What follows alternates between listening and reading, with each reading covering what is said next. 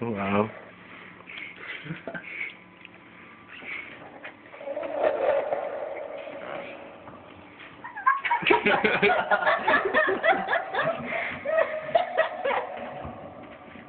He's the new singer for the band. Do you remember